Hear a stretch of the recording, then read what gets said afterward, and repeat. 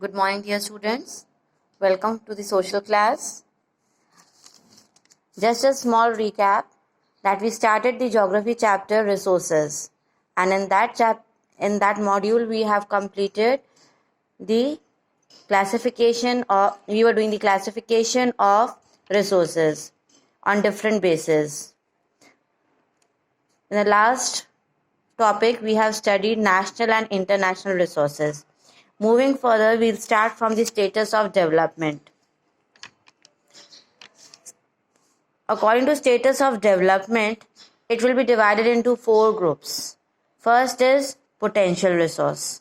Potential resources are resources which are found in a region but have not been utilized. For example, we can take Rajasthan and Gujarat. They have enormous wind and solar energy but have not been developed. So it will come into potential.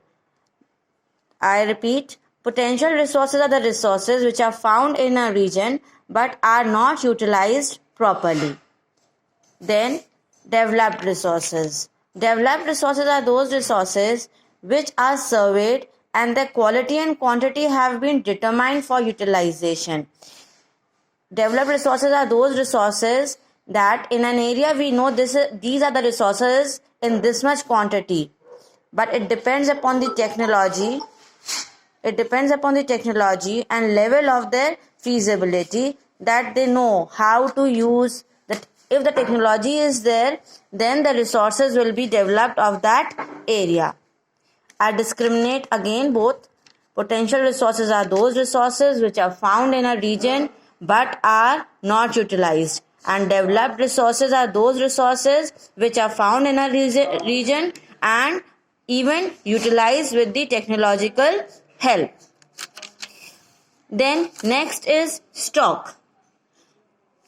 Beta, in board examination the definition of stock and reserve do come, so please learn them by heart. Stock is a material which can satisfy human needs, but human beings don't have technology to utilize them. Humans do not have so much of technology. For example, water is made up of compounds of hydrogen and oxygen. Hydrogen can be utilized as a rich source of energy, but we do not have that much of technology in our country that it can be used as a source of energy. Means it is not used completely.